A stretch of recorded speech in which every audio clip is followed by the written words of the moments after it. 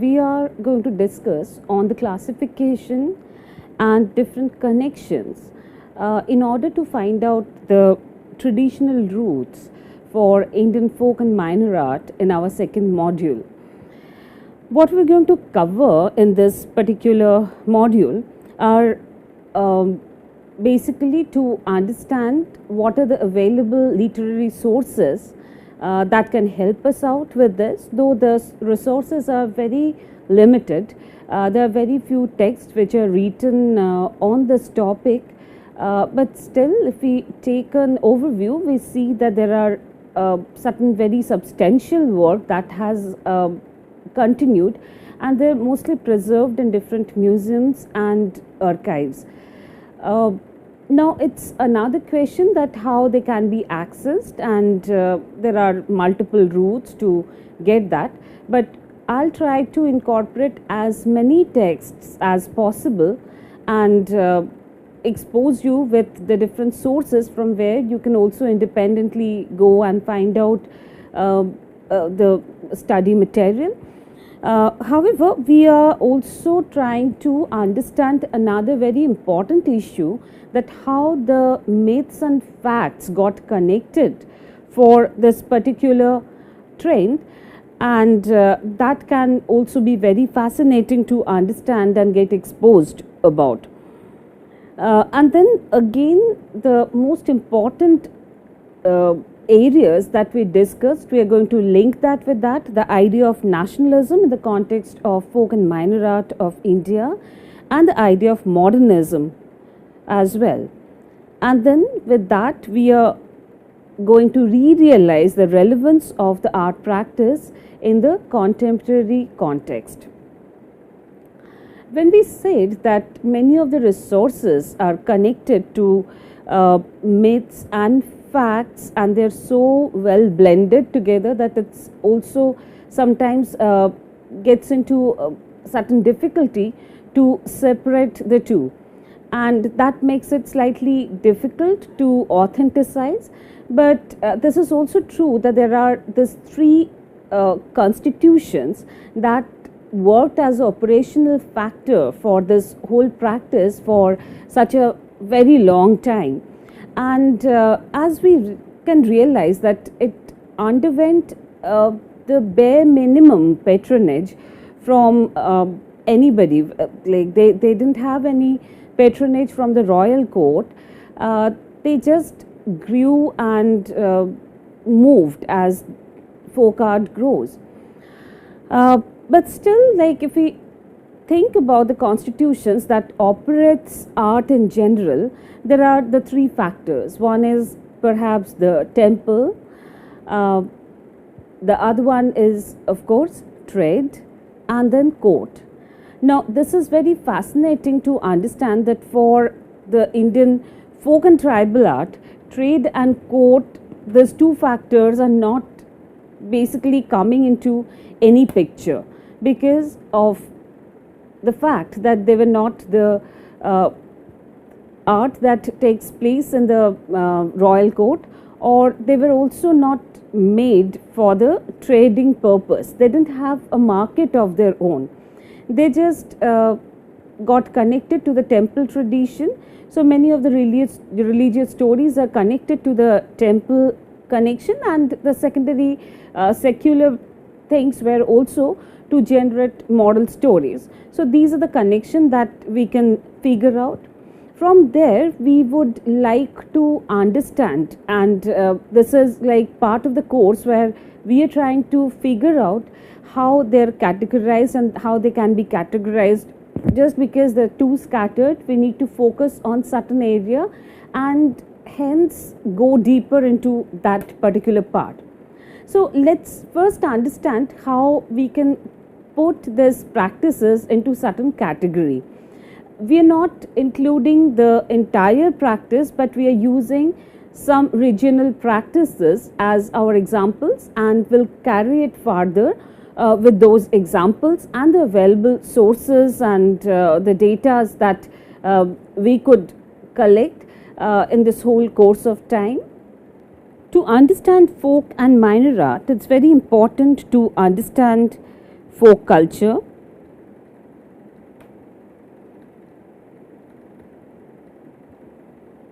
that has many different classifications. It is the folk literature,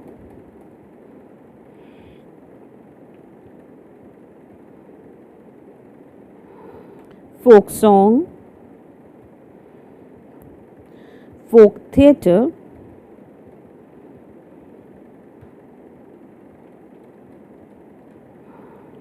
folk dance, performances,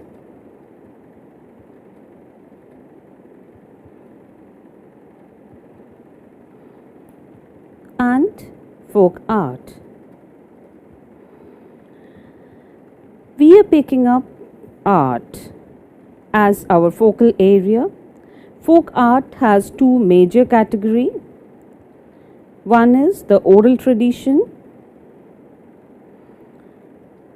with the visual tradition,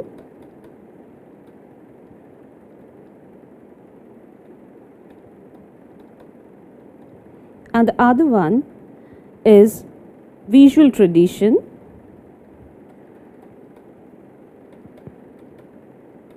without the oral tradition. Visual tradition can be categorized into two different areas.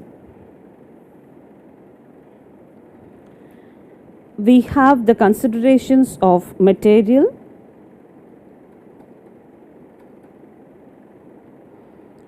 then the medium,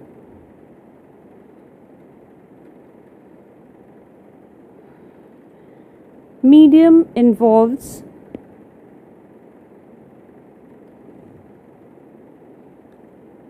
painting,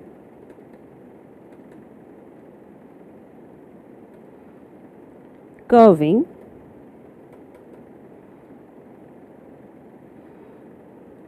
weaving,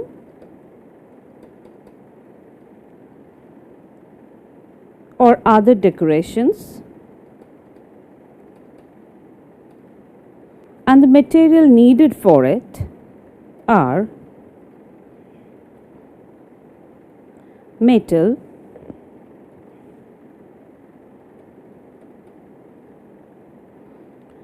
baked clay or unbaked clay, wood, stone, cotton, silk, cane,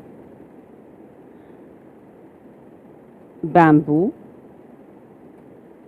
paper or paper pulp. From the medium, we should also pick up painting as our focal area of interest. Paintings can be classified into three different categories.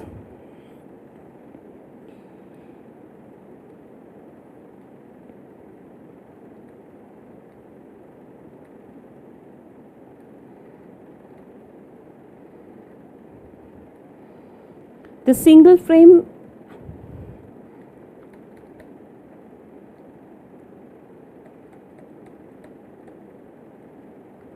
and narrative scroll,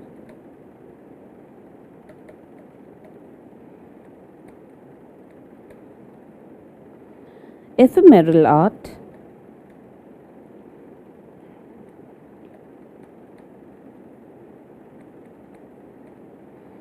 and painted sculptures.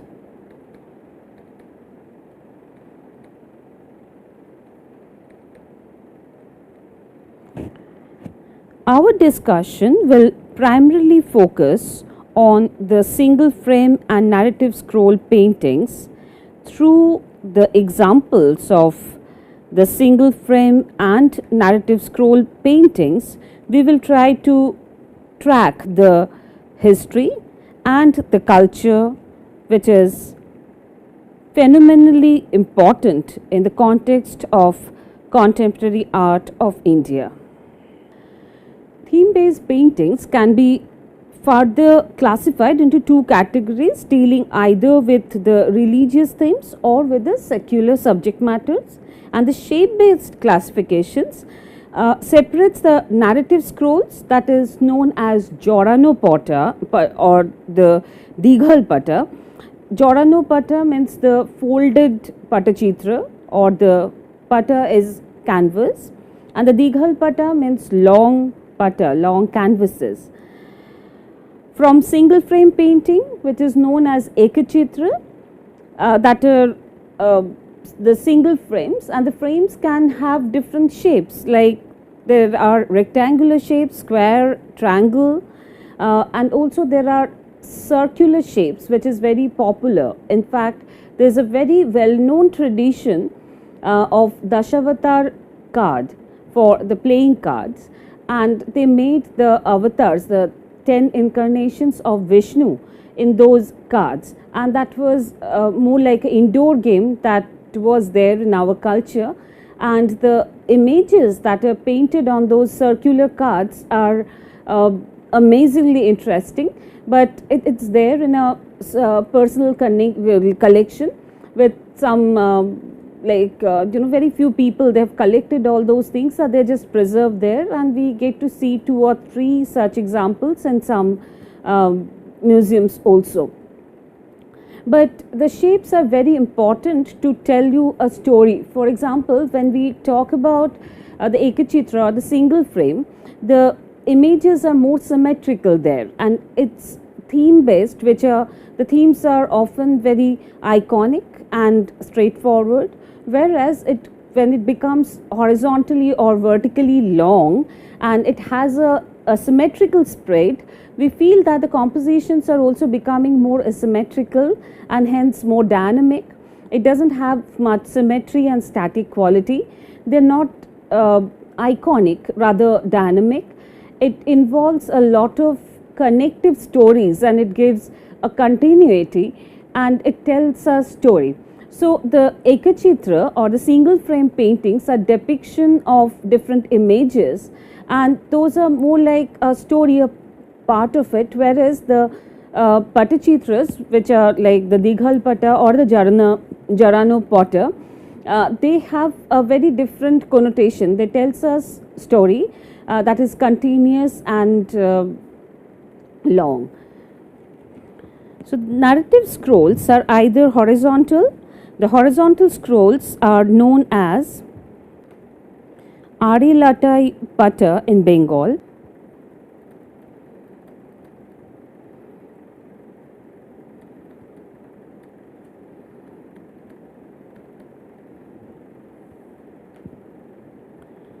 The verticals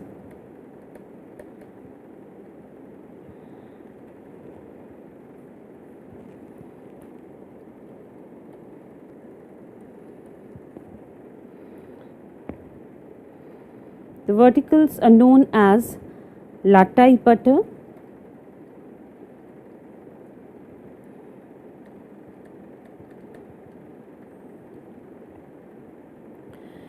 The horizontal scrolls are usually divided into 7 rectangular chambers.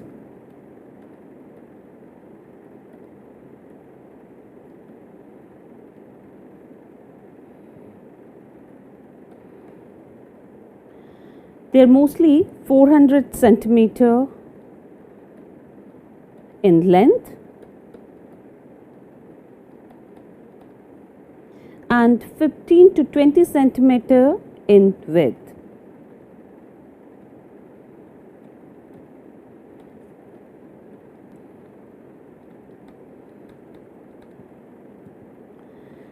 Vertical scrolls with 25 to 30 rectangular chambers are around 150 to 700 centimeter in length and 25 to 30 centimeter in width.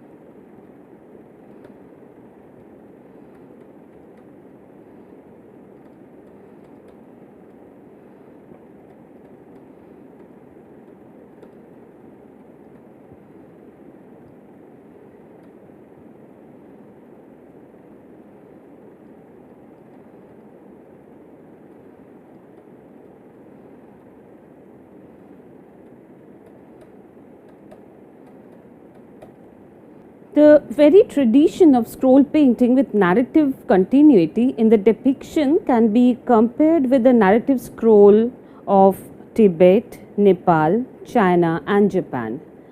Narrative Dighalapata or Joranopata is often embedded with songs sung by the painters. The themes are generally centered on gods and goddesses. Ekachitra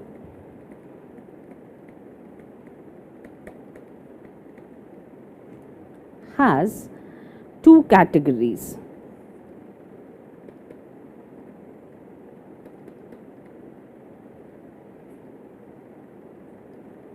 They are the tribal paintings,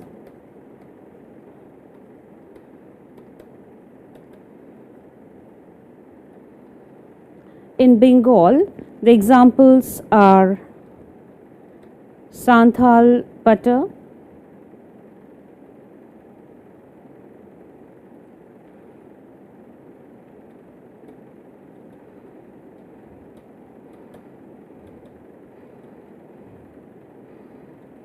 and urban folk painting of Kalighat Pata.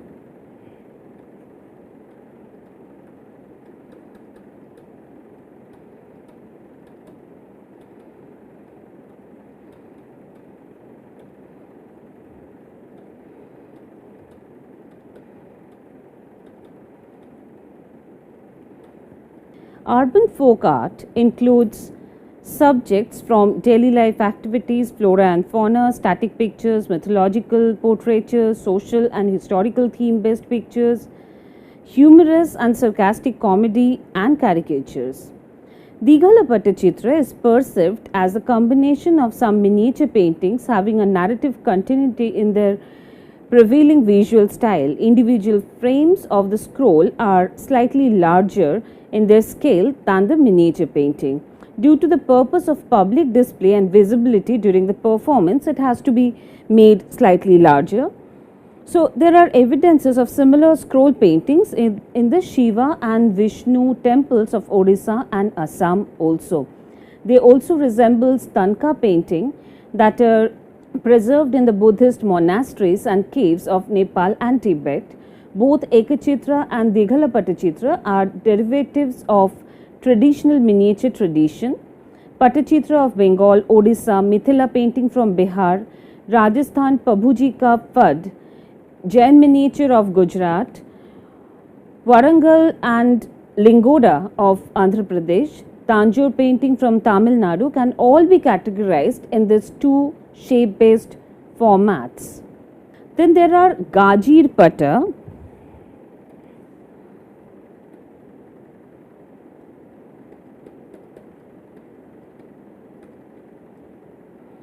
painted along with the doctrines of the local Islamic saints.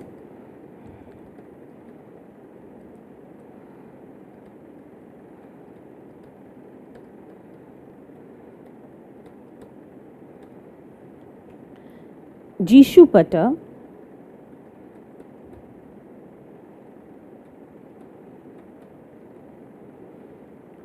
on the stories and images of Jesus Christ.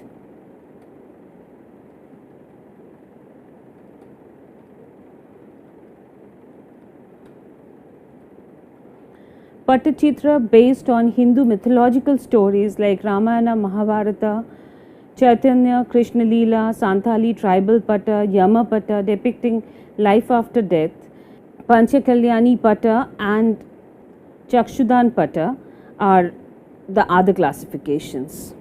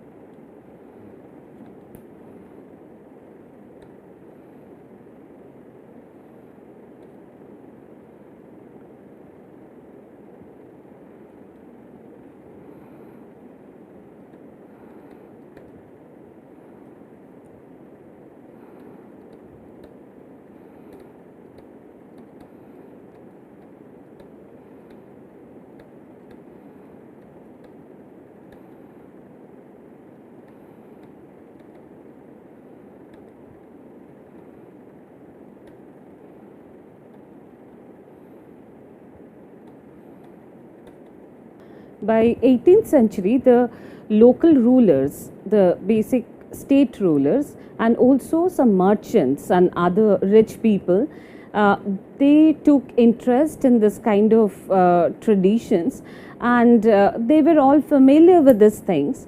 Moreover, it got more popularized and it found some bit of a market where Tamluk or Tamralipta, that was the ancient Tamralipta, which is the southwest of Midnapur district in Bengal, that became the state capital, and because of that, the trade flourished, and from there, the entire tradition it spreaded to the adjoining districts like Bakura, Murshidabad, and Birbhum, and they're still on. And there are other traditions also which were found in Hooghly and the other districts, but they're still not that much into the vogue.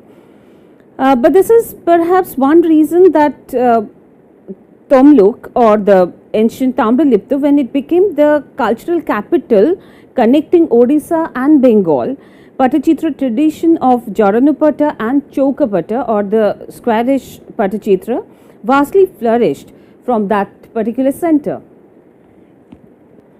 Scroll painting tradition is most suggestive, having a combination of narration, form, and content, narrator being a painter and a singer at the same time. It is a synchronization of story, poetic rhythm, painted visual, and oration. So, except for the painters from Purulia district, all other painters of West Bengal that I mentioned, they maintained a particular status of being neither Hindu or Muslim. They are divided into quite a few groups, which are the Duari Pato,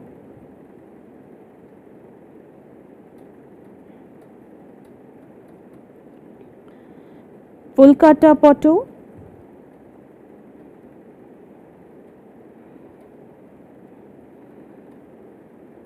Lampakata Pato,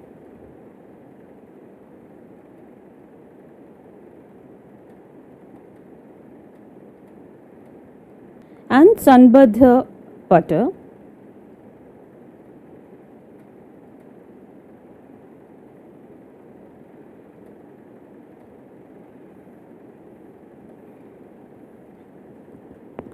Which are known as the in different options. They are the Chitrakar Patua who practiced them,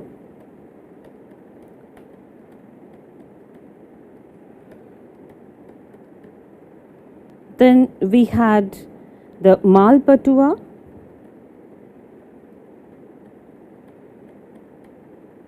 we had Bede Patua,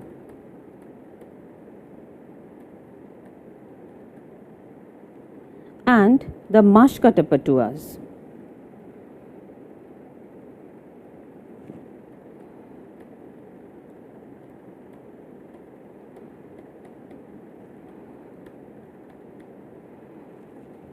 So, all these Patachitras never had any spatial depth in the European, or if we think in terms of the Renaissance perspective, from the Renaissance aesthetic point of view, that there is no special depth that was shown with the help of 1 point to 2 point perspective. It was mostly overlapping. That too, overlapping was very rare, but by using the vertical location, that the images are of the same scale, but the images which are in the lower part of the painting and the upper part of the painting, that gives you a sense of vertical location, that those which are put slightly upper, they seems to be going deeper into the frame, but more or less they maintained a two-dimensional quality into it. So it's more like it was divided into 3-4 different backgrounds. Those were layered. It was more like making a background to show the context where the figures are standing in, and showing a middle ground to show the depth of space to the bare minimum, and showing a foreground and having some focal interests by using different scales and the space divisions. But that was perhaps the intention from the artist to make it as simple as possible, because there had been a purpose that was connected to it, and we are coming to that in our following lectures.